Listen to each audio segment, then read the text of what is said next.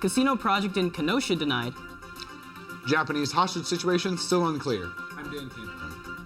And I'm Dane Wormlinger, and this is your Public Eye News.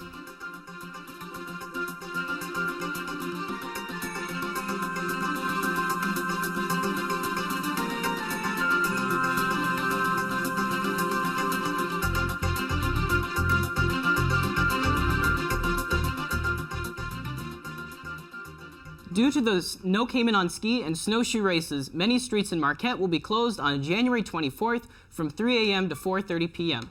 The closures affect Lakeshore Boulevard from Fair Avenue to Wright Street from Lakeshore Boulevard to Presque Isle Avenue, Schneider Mill Court from River Park Circle to the end of Schneider Mill Court, and Powder Mill Road from Wright Street to the end of the road. If you are looking for a detour, it will be provided along Presque Isle Avenue and Fair Avenue. Last night, amateur drag performers competed at Northern Michigan University for a chance to appear in a professional show. This competition is one of the largest and longest-running shows organized by students at the university. Drag performer Levi Brader said that, quote, "We compete doing songs, we lip-sing, and we do makeup to change our faces and appearances," end quote. The winner of the show will appear alongside professional drag performers tonight at 8 p.m. at the Vanderbilt Arena. A woman in connection with the December meth bust in Ishpeming, which sent 2 police officers to the hospital, appeared in Marquette County Court. Amy Fraley was arraigned and pleaded guilty to third-degree possession and use of methamphetamine. Fraley waived her preliminary examination earlier this month. You may remember Fraley and another suspect were also hospitalized following the meth bust, but they left the hospital before they were officially released. Both were later taken into custody by police. Her plea agreement, which will require Fraley to enter a rehab facility. Sentencing for Fraley is scheduled for February 27th. The Michigan Tech Enterprise Corporation Smart Zone in Houghton plays a major role in creating jobs in the area. In fact, last year 83 jobs were developed, almost double from 2013. One shining example of job creation comes from GNS Engineering, a company that provides businesses across America with engineering solutions. With the help of MTech Smart Zone, they went from 10 employees to 50. This incubator helps starting businesses with funding and temporary office space until they become financially sustainable. But not only do they bring jobs to the area, last year they funneled almost $19 million into the area. Smart Zone looks to bring in more businesses to expand and reach and hire local talent. Safety is a priority of the Pinckney Community School District. The district is mounting cameras inside 10 of its school buses. The purchase of the kits was approved by the Pinckney Board of Education. Rick Todd, superintendent of the board, says that it's a good time to invest in the technology because the prices of the cameras have dropped quickly over the last few years. The kits have 4 cameras each, which will be placed in different locations on the buses to record incidents that may happen and to improve safety for the students. The Menominee Indian Tribe of Wisconsin has been pushing for a casino in Kenosha for years. The Menominee Nation put in a request to build the casino, and Governor Scott Walker has denied the request this week. The nation wanted the casino to lure gamblers from Milwaukee and Chicago to help pull the northeastern Wisconsin tribe out of poverty. The Forest County Potawatomi continues to be against the project as it may steal profits from their Milwaukee casino. And after the break, we'll have your national and international news. Stay tuned. Coming up on Austin City Limits.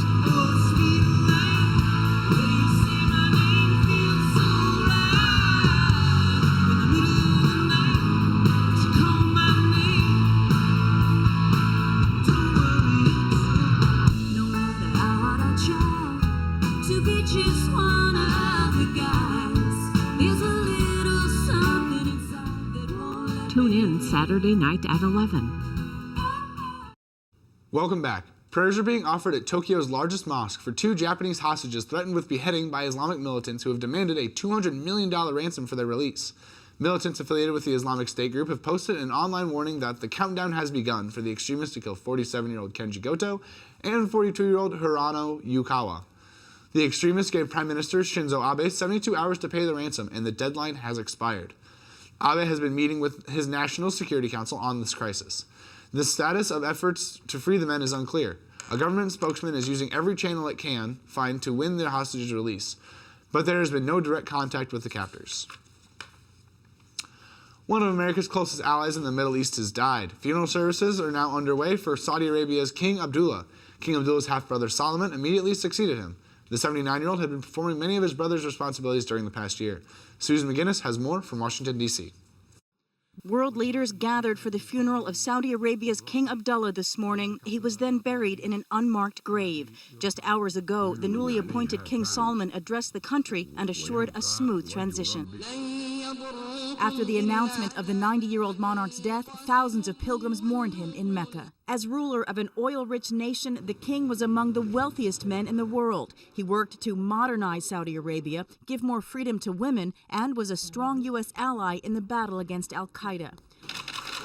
President Obama visited the ailing leader last March. He issued a statement expressing his condolences and said, "I always valued King Abdullah's perspective and appreciated our genuine and warm friendship." You're very kind, Your Majesty. Former President George W. Bush called the king an important ally and said he had fond memories of his visits with him.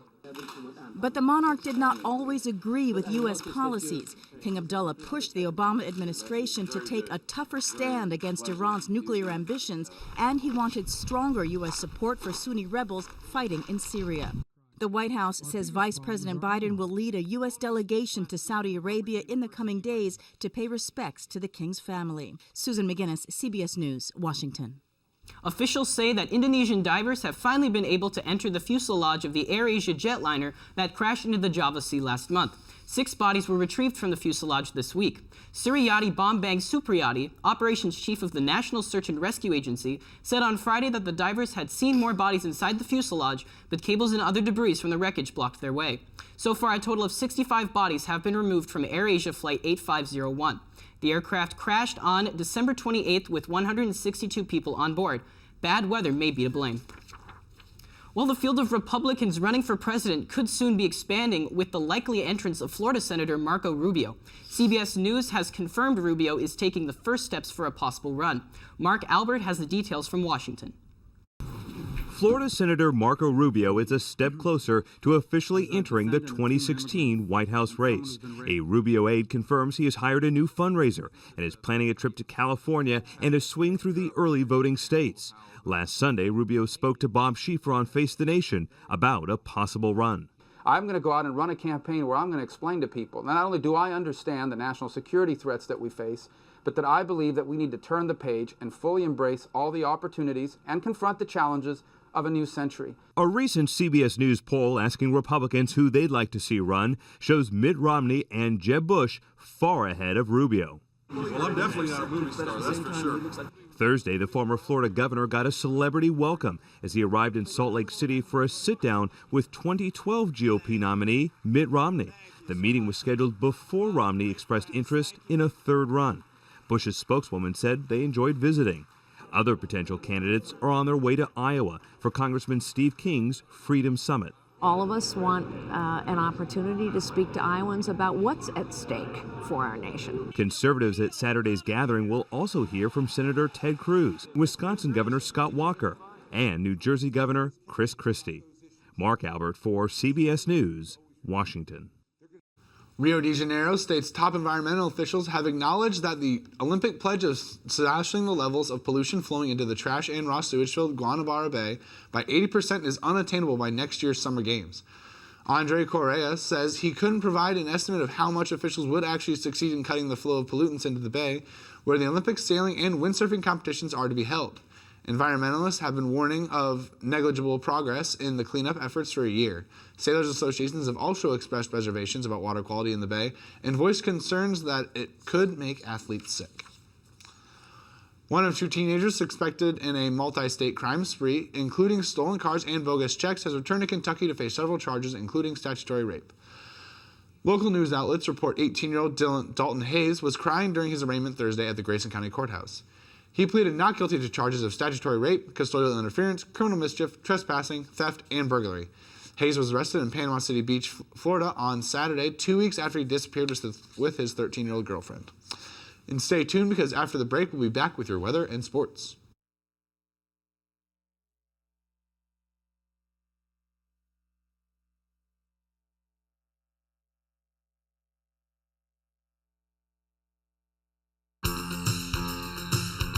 Coming up this week on High School Bowl, 2 great matches for you. In our first, the Menominee Maroons return to take on the defending champion, Houghton Gremlins.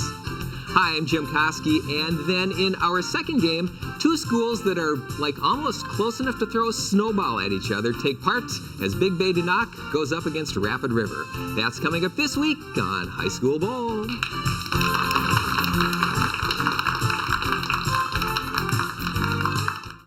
Welcome back to Public Eye News. I am Floyd Smith here with your local weather. As you can see behind me in the Academic Mall, the snow is melting, but do not get used to it. We have snow coming. Let's take a look at your current conditions. Currently, it is cloudy with a temperature of 32 degrees and winds going west-southwest at 18 miles per hour, and the barometric pressure sits at 29.71 inches and steady. Tonight, there will be flurries with a low of 29 and winds going west at 7 miles per hour. And tomorrow there will be snow showers with a high of 32 and winds going north-northwest at 12 miles per hour. Let's take a look around the UP. In Sault Ste. Marie, it will be 31 and cloudy. In Manistee, it will also be cloudy and 28. Escanaba, it will be 30 and cloudy. In Menominee, it will also be 30 and cloudy. In Iron Mountain, it will be 32 and cloudy. In Ironwood, it will be 36 and sunny. In Houghton, it will be 36 and cloudy. And back here in Marquette, it will be 32 and cloudy. Let's take a look at your week ahead. Sunday, there's a high of 18 and a low of 4 and cloudy. Monday, there's a high of 19, low of 14 and cloudy. And Tuesday, there's a high of 27, low of 20 and cloudy. So, Eric, I hear some of the X Games participants are taking advantage of the snow. Yes, they are. The X Games are rolling along and going really well for a Michigan native. As the X Games are continuing on, the men's snowboard superpipe final ended with Danny Davis winning the gold. The Highland, Michigan native ended his last run with a 93.66 as he executed 6 straight flawless jumps to seal his second consecutive gold in the event. Some people put an asterisk on Danny's first gold as Sean White wasn't competing last year. He put that to rest as White competed in this year's event and failed to reach the podium, finishing 4th overall. White looked good on his first run but only went downhill from there as his final score was 62.66. He left the event without leaving a comment.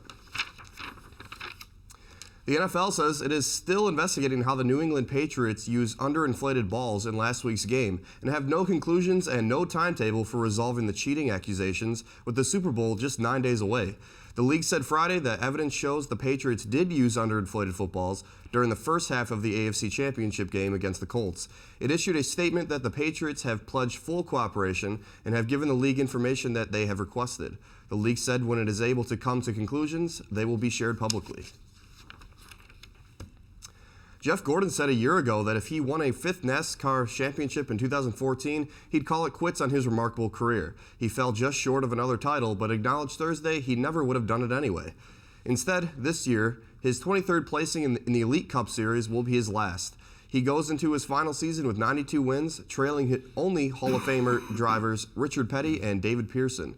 Gordon said last season a 4-win campaign in which he led the point standings for much of the year only fueled him to go out on top this year. Gordon said, quote, "I'm motivated by that. As good as we ran last year, I don't see any reason why we can't do that one more time," end quote. So Dan, Jeff Gordon's a real standout guy, but I hear prisoners are standing out as well in Georgia. They are. In Georgia, they're starting to stand out a little more. Some say real men wear pink, but in Grovetown, Georgia, one prison official has adopted the color for their new jail uniforms. Chief Gary Jones says he wants to make sure his prisoners never come back. He says he plans to have his inmates wear the hot pink uniforms while picking up trash along the highway. He says also, as well, he wants people to drive by and not want to be in that same position. And lastly, it's a big pie to celebrate a big state's birthday. A Michigan bakery has created a 25-pound fruit pie to mark the state's 178th birthday. The Grand Traverse Pie Company will be giving out samples Monday to mark the anniversary of Michigan becoming the 26th state. When asked about her motivation for making such a big pie, bakery manager Kelly Gathier says, "It's just fun to do something cool." And that's all the time we have for you today here at Public Eye News. Be sure to tune in again on Monday. Have a good weekend.